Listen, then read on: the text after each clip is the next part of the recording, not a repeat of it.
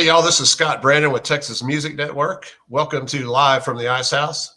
Today I got Mr. Jamie Richards with us, and we're going to talk to him about his new album and his #1 hit that he just released a few weeks ago. Actually, I guess it's been a couple months ago. But before we get into that, I wanted to let you know what was going on with Texas Music Network this week. Thursday night, we have open mic night at Love and War in Plano. Our hosts this week are Mary Ellen Lawler and Cleet Bradley. So that's going to be a great show.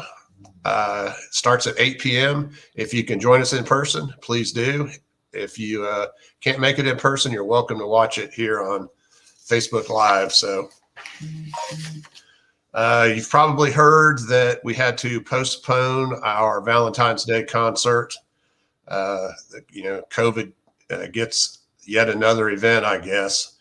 But when we announced the postponement, Rebecca at Silver Saddle Saloon in Granbury sent us a message and said, "Hey, would you mind if I did something similar since you're not doing yours?" And so she's going to hold an event for us. It's going to be very similar, be a little bit smaller lineup. It'll be down at her venue. It's benefiting the same cause and benefiting the same charity. So stick back with us, and we'll probably do a pop-up podcast later on this week and let Rebecca tell us a little bit about what all that show is going to entail. But I'm extremely happy to have Jamie Richards with us today. Jamie just dropped a new CD. It's doing really, really well. His last single, Whiskey's Working Well, went to #1 a couple of weeks ago, and that's not his first #1 hit by any means. But let me bring Jamie online with us. Jamie, are you there? There I am. How you doing? I'm great, man. Thanks for being with us. You're very welcome. Glad to be here. So your last hit went to #1. That's not the first #1 hit you've had by any means. But tell us a little bit about that song. Well, Whiskey Working Well is on my new album, and it was out last year. It actually did go to #1 last year, but the last song, called I Want To With You, is my current #1, which went #1 about 3 weeks ago, I guess, for a week. And it's also on the new album. So it's already got a couple of #1 records on it. Songs on it, which pretty excited about that. But yeah, I'm proud of this album. This is my 7th album, and it's a full 12-song album. And, I cut it in Fort Worth and there with Bart Rose, and had Ben McPherson sang harmony on it, and Jackie Darlene sang harmony on it. I had sang a little bit of harmony myself, and had my band played all my band played on it, plus one other guy named Milo Deering, and Milo Deering is well known by a lot of people. You probably know exactly who he is. He's a phenomenal musician. I've never seen anything like him. Actually, I lived in Nashville for a long time, and I've never seen anyone that could play anything you hand him to that level. It's just unbelievable to watch him. Yeah, well, it's nice to actually have your band in the studio rather than working with studio musicians, isn't it? It is. I've cut every album I've had in Texas. I've used my band on pretty much. I may bring in a fiddle player, or and Ben McPherson does play fiddle for me sometimes too. But I do bring in through the years, I brought in a guitar picker, somebody once in a while, or a steel player. But yeah, I love having my bass player, my guitar player, drummer there with me every time, and they're great players. They can stand up to anybody. So I feel very confident in using them on the record. Yeah, and it works out well for your fans because they're getting something very similar to what they hear on the CD anyway, right? That's true. I'd love to have Milo Deering playing with me full time. He was with the Eagles the last few years, so it's a huge feather in anybody's hat that gets to use that man. Yeah, you had some Tommy Alberson sang on one of your songs, and you had some pretty good help on that record too, didn't you? Yeah, Tommy Alberson and I actually co-wrote that song together. He and I went to Mexico on a trip a couple of years back, and I told him I had that idea. Great minds drink alike was a silly idea, just kind of fun, but he liked it. So we worked on it a little bit one time, and then we got back together right before we did a show in Fort Worth and together and worked on it about an hour and pretty much finished it. And it came off really well in the studio. You know, you can have a song that you feel maybe not as strongly about, but when you get in the studio with it, it just rises to the top for some reason. You know, it just worked. And that song was one of those. I love the song, but man, after we got through recording it, I'm like, wow, that come out so well, you know? Yeah. That's one of my favorite songs on that Yeah. CD. Well, I So. get a lot from people that just tell me about that album. That's like Great Minds Drink Alike. I'd say has to be the top pick right now of anything on the record. Yeah. So 2 songs already hit #1. What's your next single that you're going to push out? You know, I haven't really talked to Rick Hogan's my radio guy out of Nashville, but I haven't talked to him anymore in a couple months about. I sent him the album. I'm gonna, you know, he's been picking my singles, and I've had, you know, it's been unbelievable my run with him. He's so good at what he does. I've had 8 singles with him, 7 of which hit #1. You know, and before him I had 1 #1 for all those years. So he just really is great at what he does. You know, and you know everybody knows that you got to get the right combination of people behind you to really push you in the business to help you, you know, to get to the point you'd like to be. And he definitely has helped me.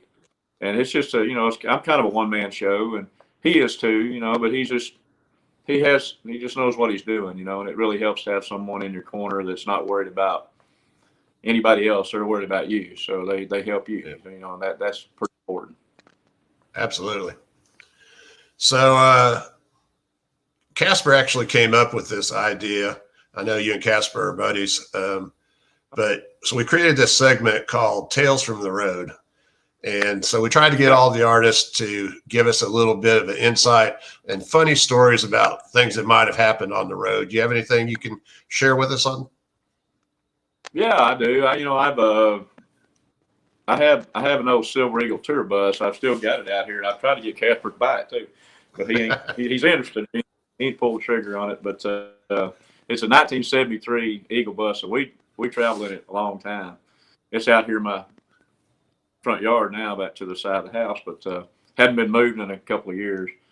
But anyway, I used to drive that bus a lot because the brakes weren't very good on it, and I didn't, you know, we didn't want to spend all that money on there's a lot of brake work on a bus, believe me. Oh yeah. And but I did get some. Oh yeah, I mean, there's, you know, every bus has got so much going on. You know, I was always told, you know, you buy a new bus or no bus, get your wallet out because it's gonna cost you. And I believe that. I felt it. So anyway, I took the bus down to Del Rio, and that's a long ways from Central Oklahoma. And we played a venue down there across the border, the old Corona Club. And we stayed in Del Rio. It was hot, I remember. And the AC wasn't too good on the old bus either. But we stopped somewhere. Actually, I remember now. We stopped at I think up toward LaGrange, actually. And I rented a hotel room so the band and I could. I was just wore out. I said, I'm going to go in there and take a nap. It was the middle of the day. And I remember I went in there and I took a nap and heard a knock on the door. And it was my cousin, Robert Richards, who was driving my bus at the time. And he said that the door fell off. And I thought, well, the door didn't talk about the hotel room door. He's talking about the bus door fell off. So he was out there, he opened it up, and they're heavy, you know, and the hinge broke, and here we go. So we took the door, and because there, you know, it was an old bus. You couldn't have found another door for it. It would have cost you an arm and a leg. And we threw the bus door in the aisle, and I took off driving. So we looked like a UPS truck for about 3 days. We had another show to go to, and I can just remember it being so hot, and we had no air, didn't have no bus on no door on the bus, and it felt like I remember I was sitting in my boxer shorts in the middle of the night driving that bus with no door on it. You know, it's crazy time. That's funny. That's just poor is what that's from being. Yes, sir. So where are you at this week? You playing out? I am playing just one show. I mean, like this year, Valentine's Day show I'm doing there in Ennis, Texas at Ruston Cattle Company. And it's just dinner and I'm going to do a little acoustic. And that's all I'm doing this week. But it is picking up after this week. I have several shows, booked some good shows booked, like Outlaws and Legends. I got one in Wichita Falls called Boomer. It's gonna kill me. I can't look it up on my phone. Anyway, it's in Burt Burnett. It's Friday, I think, March the 19th. Boomer shootout, something like that. But it's a barbecue cook-off, ribeye, chili cook-off. I'm playing it Friday night with a couple of bands playing before me. I think Randall King's is headlining it Saturday night, and then we're going down to Outlaws and Legends on the 20th, along with Kevin Costner's playing that show now, which is I think is cool. Willie was on it, but he chose not to do it again this year, which I totally understand that 100%. But it's going to be a great show. I've got some good stuff coming up, and very excited about it. Well, that sounds very great. We'll have to catch you down the road somewhere. Thank you so much for being with us. You got it, buddy. Anytime. It's always a pleasure to get to see you. Well, thank you, Jamie. Talk to you soon. All right. So I thought with you a story that I had, kind of my tale from the road. It's not nearly as entertaining as some of the other guys, but it was fun. It's been a couple of years ago, and Kelly McGuire was doing a show at the Foundation Room here in Dallas. I went through it. He suddenly stopped in the middle of the song and just couldn't get the lyrics to his own song. And so that song on their iPhone did it to him. And so he did the song, finished it, and as always, finished the entire set and flawless, no more problems. But anyway, I thought it might be funny to create a lyric book with all of his lyrics and next time. So I did, and I put them in extra large print. I titled it something like, so fast forward to this morning.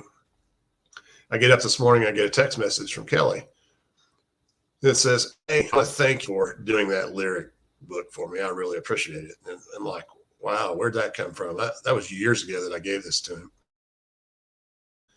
The text message, and as soon as I did, the phone rang, and he goes, "Scott, I got to tell you this story." He goes, "Because of COVID, I haven't played any shows since October." He goes, "So I left Friday on a Florida run, drive 18 hours, get down, unload all the gear, getting ready to show." And he goes, "I pick up my guitar and my mind just goes blank. I can't remember any of my lyrics." Even song it.